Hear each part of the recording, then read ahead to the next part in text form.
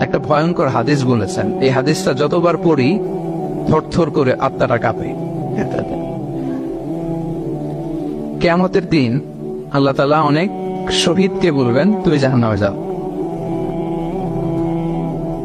সে বলবে, আল্লাহ আমি জাহান্নামে যাবো, আমি তো রক্ত দিয়েছি তোমার জন্য, লিইলাহি কালিমাতিল্লাহ,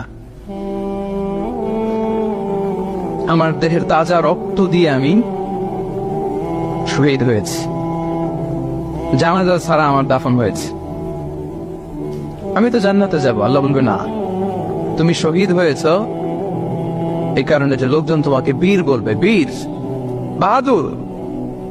তো দুনিয়াতে তো তোমার বাহাদুর বলছে, তো তোমারে বিশাল যোদ্ধা ছিল, বাহাদুর ছিল, এই খেতাব তো তুমি পেয়েছো, আমার কাছে কিচ্ছু নেই, জাহান্নামে যাও, go to the hell fire.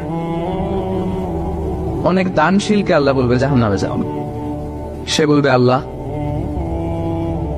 আমি জাহান্নামে যাব, আমি তো মসজিদ, মাদ্রাসা, এতিমখানা, বৃদ্ধাশ্রম এমন কিছু নাই যে বাকি রাখছি, শত শত মসজিদ আমি করেছি, আমি কেন জাহান্নামে যাব?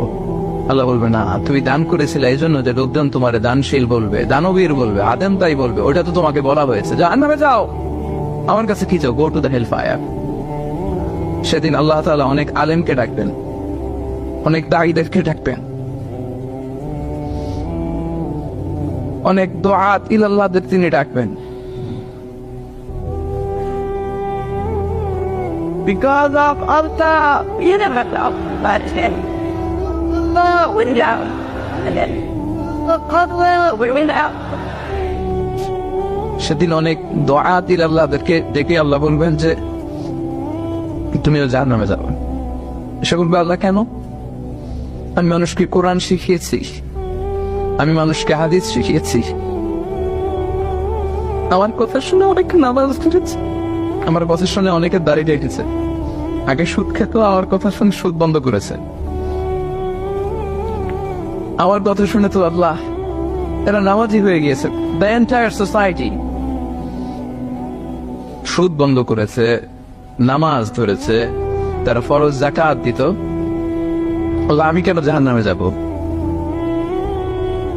আল্লাহ বলবেন, তুমি এই দাওয়াতি কাজ করেছো, লোকজন তোমাকে বড় আলেম বলবে, লোকজন তোমাকে বড় সেলিব্রিটি বলবে, লোকজন তোমার নামে তাকবীর দিবে, তোমাকে বড় আলেম বলবে, বড় দাঈ বলবে।